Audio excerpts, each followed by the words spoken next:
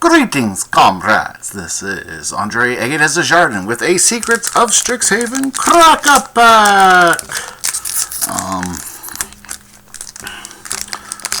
Haven't done a lot of drafting for this set. Haven't felt great about my decks. Played against some pretty bad opponents though, so I am currently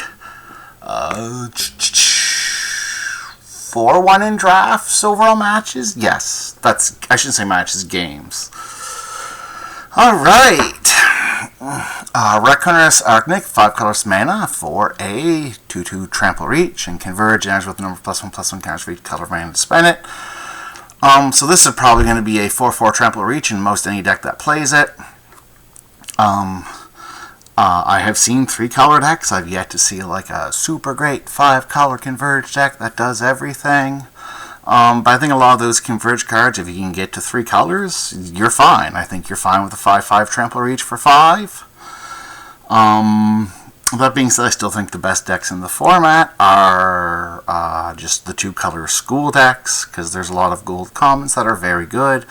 So I'm going to give this card like a D. I probably don't want to play it. But if I had a 3-color deck that needed a 5-drop for some reason, you could put it in. Alright. Send in the pests. Those wacky, lacky pests. I really like this card. Blocking the colors for sorcery. Each opponent discards a card. You create a 1/1 black and green press creature token. Whenever this token attacks, you gain a life. I think this is a Witherbloom only card. I played Witherbloom at the Sealed. I currently have a the black-white school, one of their decks I currently have, and I just really want 2/2s for 2s in that. But I think this is like a C+ in the Witherbloom decks. It also gets better with Mind Roots, and I am a Mind Roots truther. Alright. Spellbook Seeker is a blue and 3 colorless for a 3/3 flyer. This creature enters prepared, and its prepared spell is Careful Study. I think this is fine. This is a filler level card in any Prismari deck, and I think there are 2 types of Prismari deck. There's a Prismari aggro tempo type deck and then a Prismari control deck. I think the control is probably the better version, but I've seen you need like the big rares and mythics to get it off. I have found this to be a lot of this format is determined by the rares and mythics. Now that could still be, you know, me and other people figuring things out. But you know, there's some formats where if your opponent plays like 2 or 3 rares, you don't feel too bad about it. I felt pretty bad about it in this format if I haven't had my own. Back to Spellbook Seeker. I think this is like C, interchangeable, filler, whatever. Alright, Seize the Spoils is a red in 2 colors for sorcery. As additional cost, discard a card, draw 2 cards and create a treasure token. This is probably like a D-. I don't even hate Tormenting Voices and their variants, but the 3 mana sorcery makes this kind of bleh. Alright, Tenature Concoctor is a green and 4 colorless for a 4/5 vigilance. When this creature with target spell to read an opponent controls, you call a card, draw a card, and has it infused. This creature gets +2/+0 as long as you've gained life this turn. This is like a D. I don't want to play common 5-drops. You can if you have to, if they fill out your curve and everything. The vigilance like makes it a threat. It's like a 6/5 blocker, but I don't know because you can gain life on your opponent's turn and make it a 6/5. I don't think that's super helpful on the ground though. So D. Alright, Pursue the Past is a red and a white for a sorcery. You gain 2 life. You may discard a card if you do draw 2 cards, and has flashback for a red, a white, and 2 colorless. This is exactly fine in Lorehold decks. It's like a C in a Lorehold deck. You may want it, not necessarily for turn 2. You'd hopefully want it for turn 4 or 5 to filter some cards, and then, you know, play a 2 or 3 drop, and then later on in the game when you draw a land you can just ditch it. But it is filler. It's not leaning me towards anything. So like C exactly in the lower hold decks, and you're probably not playing it in the other decks. Alright, we're on to uncommons. Pestborn Sloth. It's a 4/4 reach, and when this creature dies, create 2/1/1 pest tokens.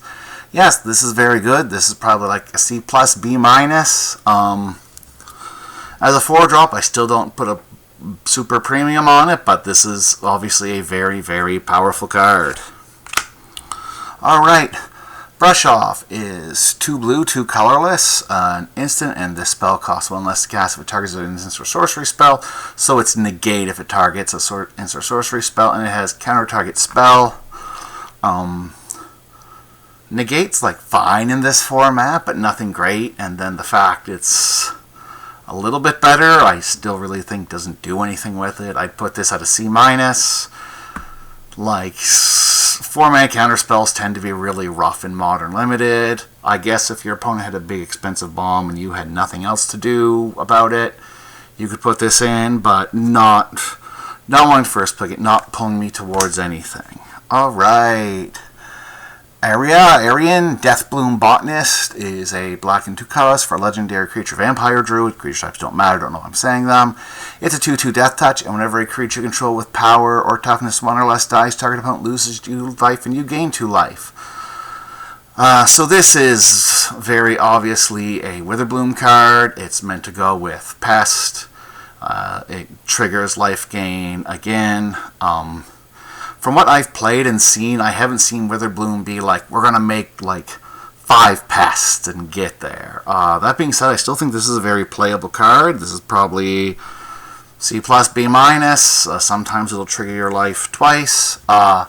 With Witherbloom, I have found there's so many cards that just instantly gain a life. You need to worry about the life gain payoff rather than actually gaining life. You will almost always get enough cards to gain you life in Witherbloom. So probably C+ for this. Alright, we got a rare Zafari and the Tempest. Once during each of your turns, you may cast an instant sorcery spell from your hand without paying its mana cost. It is red and blue and 5 for a 5/7.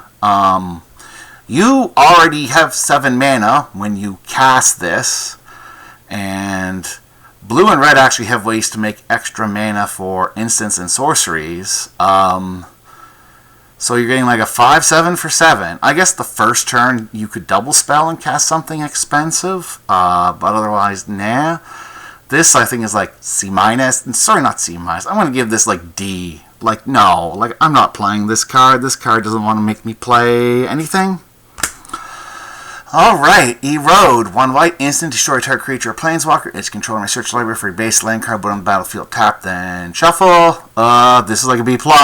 Like, this is amazing removal. This is probably what I'm first picking. It puts me in 2 schools I'm happy to be in. Alright. A Bitter Triumph. So here's our archive. The black and color says additional costs. Discard a card or pay 3 life. Destroy target creature or planeswalker. This is fine, somewhat efficient removal.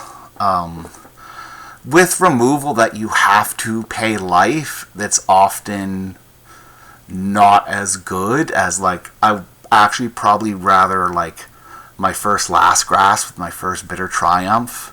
And yes, Bitter Triumph you can trade up on mana, which is excellent. But against like the lore hold aggressive decks and the, I'm sorry, I can't remember the black-white school right now decks. The losing 3 life really does matter. You'd be looking to discard a card, and there's no real advantage to discard a card. So yeah, that being said, B-, I'm still taking it. But like, don't, just when you're taking this, realize that it's better against like 5 mana creatures than 2 mana creatures, because the 3 life against the aggro decks is very, very real and very important. Now this does work very well in aggro decks, because turn 4 or 5 you can cast this and something else and double spell and smash their face. B-, I would probably take this over everything but the Erode right now. Alright, Scathing Shadelock. It's 4 and a black for a 4/6 Snake Warlock. At the beginning of your first main phase, this creature comes prepared, and its spell is Venomous Words. Target creature control gains +2/+0 and gains Death Touch until end of turn. This is very specifically for the Black-White School, which I can't remember its name. No idea why. Silver Quill? Maybe it's Silver Quill. Because you just get to target one of your creatures every turn. It's the high-end Silver Quill launch, just because it gives you something to do with your mana, targets all your creatures. This is probably like a B in the Silver Quill deck, and like not very good anywhere else. A lot of single color cards really just belong in one of the decks. We got a forest, we got a prepared thing. So I'm going to take these away. I'm just taking a road. It's just the most efficient removal. Don't fire it off too early. Like you want to, like Bitter Triumph, you do want to save it for a better creature if you can. Just because them getting a land is super valuable, but you know, the 1 mana easiest to double spell with. I think it's the easiest. Of these two, I'm taking Bitter Triumph, but it might be the Snake. You might actually want to do the Snake. Or I think if you wanted to generically stay open, you could choose the Sloth. Because it's fine in just, it's better in Witherbloom, but it's fine in the other decks as well. And this is a trap. I really think that thing's a trap. Alright, thank you, comrades. I hope to see you out at draft, either Friday night in Truro or Saturday in New Glasgow. And this is Andre Aguides Desjardins signing off.